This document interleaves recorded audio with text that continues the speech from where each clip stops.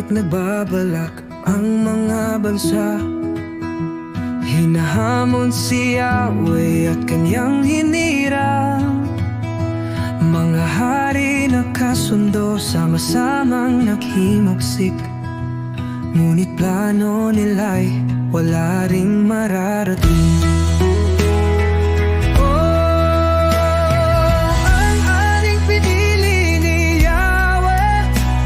Itinalaga sa Zion, bundok na banal. Siya ang anak, kanyang ipinahayag.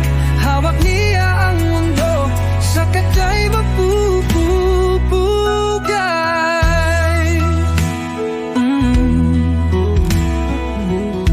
Si Yahweh sa langit ay natatawa. Sa kanilang plano, walang magagawa. Sa galit niya'y sila'y dinalaan. Ang hari sa Zion ay itinatalaga. Ang ating pinili ni Yahweh, itinalaga sa Zion, bundok na banal. Siya ang anak, kanyang ipinahayag. Hawak niya ang mundo, sa kanya'y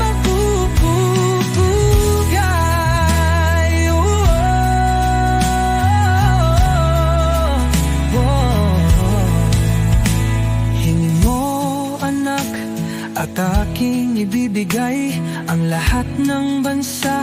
Sa iyo'y maghihintay. Sa tungkod na bakal, dudurugin mo sila. Palayok na magkakabasag, sa harap mo'y luluhod sila.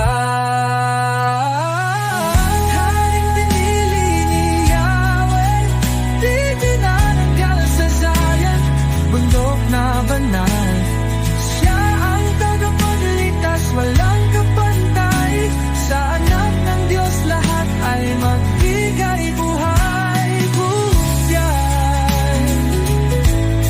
Kaya't magpakatalino, mga hari ng mundo, humuko sa Kanya, magbigay parangal, paglingkuran si Yahweh ng may takot at galang. Mapalad ang nagtitiwala sa Kanyang kandungan.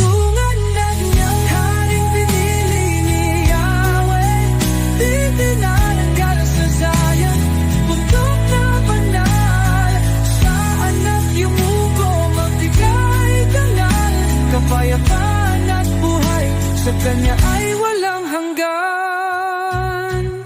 Hari nawa, purihin Siya ng lahat ng bansa.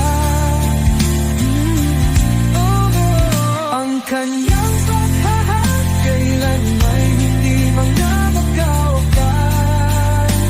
Sa ilalim ng Kanyang pamamahala, pag-ibig Niya'y laging ating kasama.